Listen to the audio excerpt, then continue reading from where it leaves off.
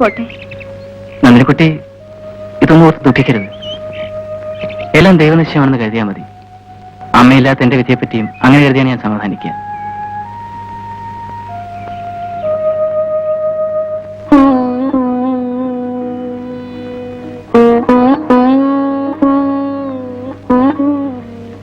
മോളെ, നീ ഊണ് കഴിക്കുന്നില്ലേ? ഇപ്പൊ വേണ്ടമ്മേ.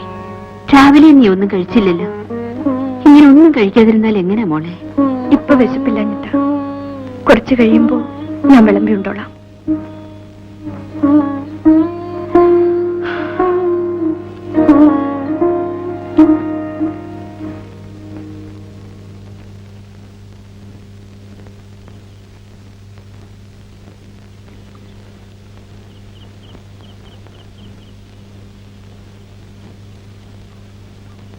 കുട്ടി,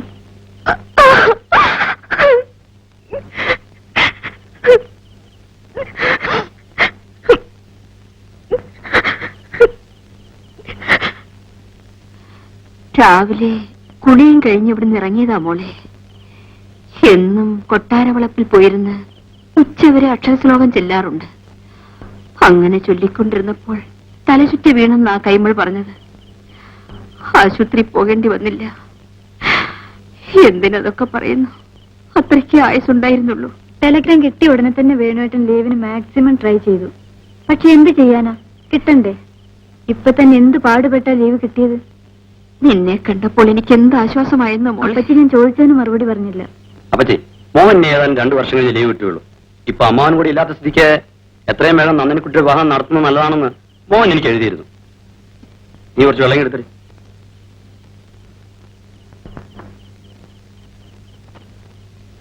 ഏതായാലും നല്ല സ്വഭാവക്കാരനാണ്. പിന്നെ മോഹന്റെ സ്നേഹിതനാണ്. സ്വന്തമായിട്ട് ബിസിനസ് ഒക്കെ ഉണ്ട്. ഞങ്ങൾ ആ വീട്ടിൽ പോയിട്ടാ വരുന്നത്. അയാൾ 2 ആഴ്ചകളിൽ മടങ്ങിപ്പോകും. ഇപ്പൊ നടന്നാൽ നടന്നു. നന്ദിനിക്കുട്ടിയുടെ ഫോട്ടോയും കാണിച്ചു. അവർക്കെല്ലാം വളരെയധികം ഇഷ്ടപ്പെടുകയും ചെയ്തു. ഇനി അമ്മായിയുടെ സമ്മതം മാത്രമേ ആവശ്യമുള്ളൂ. എനിക്കിഷ്ടപ്പെട്ടുകൊണ്ട് കാര്യമായില്ലല്ലോ. അവളുടെ പ്രകൃതം അവനും പിടിക്കണ്ടേ? നേരെ ചൊവ്വ ഉപ്പും മുളകും ഞെടാൻ പോലും അവൾക്കറിയില്ല. അതൊക്കെ ശരിയാവും അമ്മായി. ഇതുപോലൊരു ചെറുക്കനെ കിട്ടിയത് നന്ദിനിക്കുട്ടിയുടെ ഭാഗ്യമെന്ന് കരുതിക്കോളൂ. നീ കൊച്ചു കുട്ടിയൊന്നുമല്ല. ജീവിതത്തെ കുറെ കൂടി ഗൗരവമായി കാണണം. നീ കാരണം ഞാൻ എത്ര വേദനിക്കുന്നെന്നറിയാമോ? നിന്റെ അച്ഛനുണ്ടായിരുന്നെങ്കിൽ നിന്റെ ഇഷ്ടത്തിന് ഞാൻ വിട്ടേനെ. എന്നതാണോ സ്ഥിതി? നീ ഇങ്ങനെ പോയാൽ ഭാവിയിൽ താങ്ങും തണലുമായി ആരുണ്ട്? അമ്മ എന്നും ജീവിച്ചിരിക്കുമോ? ഞാൻ എന്ത് വേണം? നിന്റെ നന്മ മാത്രമേ ഞാൻ ആഗ്രഹിക്കൂ. ഞാൻ രവിയുടെ വീട്ടിൽ പോയിരുന്നു. നിനക്ക് എന്തുകൊണ്ടും ചേരുന്ന ഭർത്താവാണെന്ന് 100 തവണ ഉറപ്പുവരുത്തിയതിനു ശേഷമാണ് നിന്നെ ഞാൻ നിർബന്ധിക്കുന്നത്. നിനക്കിഷ്ടമാണെങ്കിൽ പിന്നെ യാതൊരു ചടങ്ങിന്റെ ആവശ്യമില്ല. കല്യാണം നടത്തുകയേ വേണ്ടൂ. നിനക്കിഷ്ടമാണോ മോളെ? എനിക്കിഷ്ടമാണ്.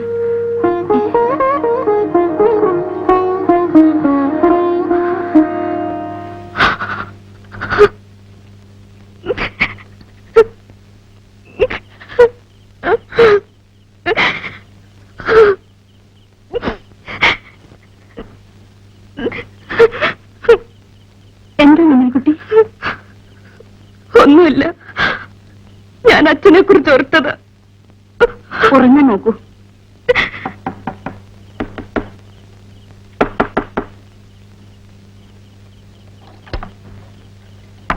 എന്തായി? രവിയെ കണ്ടോ?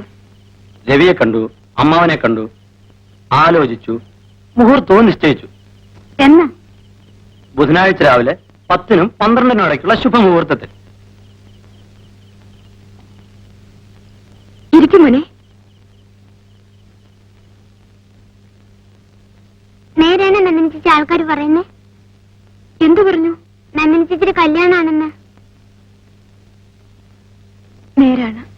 അപ്പൊ നന്ദിനി ചേച്ചിക്ക് ഇനി പുസ്തകം വേണ്ടല്ലേ?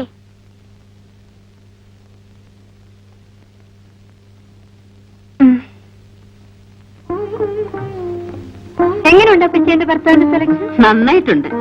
വേണുവിന് ഇങ്ങനെയൊക്കെ നോക്കിയെടുക്കാൻ അറിയാമോ? അത് പിന്നെ നിത്യ തൊഴിലല്ലേ അമ്മായി. ആഴ്ചയിൽ ഓരോ സാരി വാങ്ങിച്ചു കൊടുത്തില്ല. പിന്നെ അവിടെ ചെവിതല വെക്കാൻ ഒക്കത്തില്ല. ഞാനിപ്പോ മോളെ നന്ദിനിക്കുട്ടി,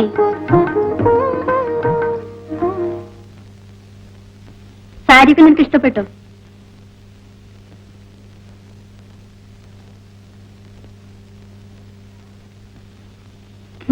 ഇഷ്ടപ്പെട്ടു.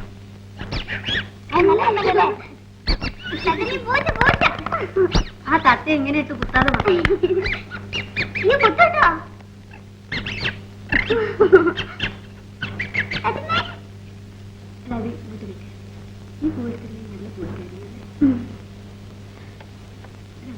ആ എന്താ റെഡിയായില്ലേ? മോളെ, നിന്നെ കാണാൻ ആരോ വന്നിരിക്കുന്നു. പോയിട്ട് വാടി. എന്നാ നമുക്ക് നോക്കാം.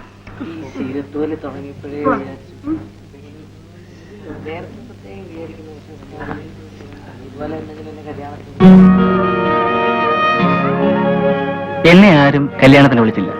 ഞാൻ അറിഞ്ഞു വന്നതാണ്. രാവിലെ 11 മണിക്കുള്ള ഫ്ലൈറ്റിൽ ഞാൻ ബോംബെക്ക് പോവുകയാണ്. നന്ദിനെ കണ്ട് ആശംസകൾ അറിയിക്കാനാണ് വന്നത്. All the best.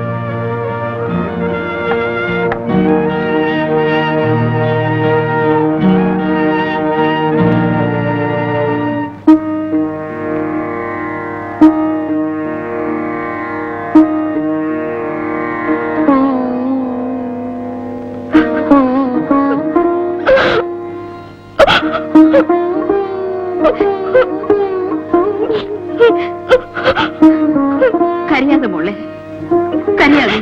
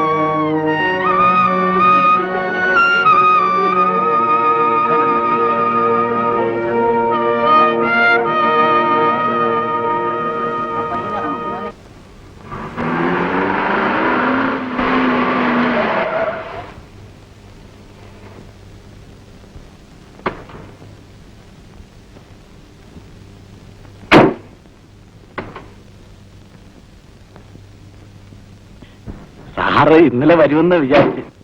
പെണ്ണ് വരാതെ എനിക്ക് ഒറ്റയ്ക്ക് വരാൻ പറ്റുമോ പാച്ചുപിള്ളേ? ഇതാണ് അത് മനസ്സിലായി. പാച്ചുപിള്ള ഇവിടുത്തെ ഓൾ ഇൻ ഓൾ ആണ്. 24 മണിക്കൂർ ഈ കോമ്പൗണ്ടിൽ തന്നെ കാണും. അപ്പുറത്തെ വീട്ടിൽ പുതിയ താമസക്കാരും വന്നില്ലേ? ആരൊക്കെയോ വരികയോ പോവുകയൊക്കെ ചെയ്തു. ഒന്നും ആയിട്ടില്ല ഇതുവരെ. പാച്ചുപിള്ള പെട്ടിയൊക്കെ എടുത്ത് അകത്ത് വെച്ചു. ഓ,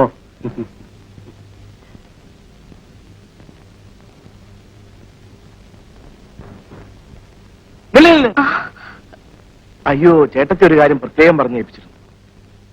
നന്ദിനിക്കുട്ടി ആദ്യം ഏത് കാലം അകത്ത് വെച്ചത്? അയ്യോ, എനിക്ക് ഓർമ്മയില്ല. ആദ്യമായി വീട്ടിൽ കയറുമ്പോ വലതുകാലം വെച്ച് കയറണമെന്നാ നിയമം. നമുക്ക് ഒന്നുകൂടി കയറി സംശയം തീർത്താലോ? പാച്ചുള്ളേ, എന്തോ അറിയാതെ ആദ്യം ഇടതുകാലം വെച്ച് കയറിയാൽ കുഴപ്പമൊന്നുമില്ലല്ലോ. അതൊക്കെ ഓരോ ആചാരമാണ് സാർ. എല്ലാത്തിലും പ്രധാനം മനപ്പൊരുത്തമാ.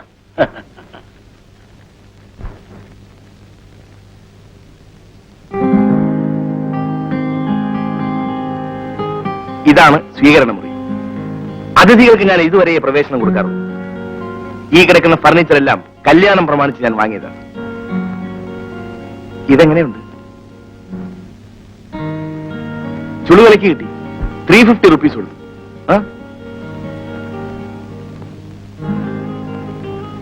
ഈ സെറ്റിന് എത്ര രൂപയായിട്ടുണ്ടെന്നാ നന്ദിനിക്കുട്ടിയുടെ വിചാരം? വില അല്പം കൂടിപ്പോയി. 2000 റുപ്പീസ് കൊടുത്തു. പക്ഷേ സാധനം ഉണ്ടല്ലോ, ഫോറിന്. വരൂ, അകത്തേക്ക് പോവാം. Dining hall. ഇതിന്റെ വില എക്സാക്റ്റ് ആയിട്ട് എനിക്കറിയില്ല. ഒരു ഗിഫ്റ്റ് കിട്ടിയതാ. വരൂ.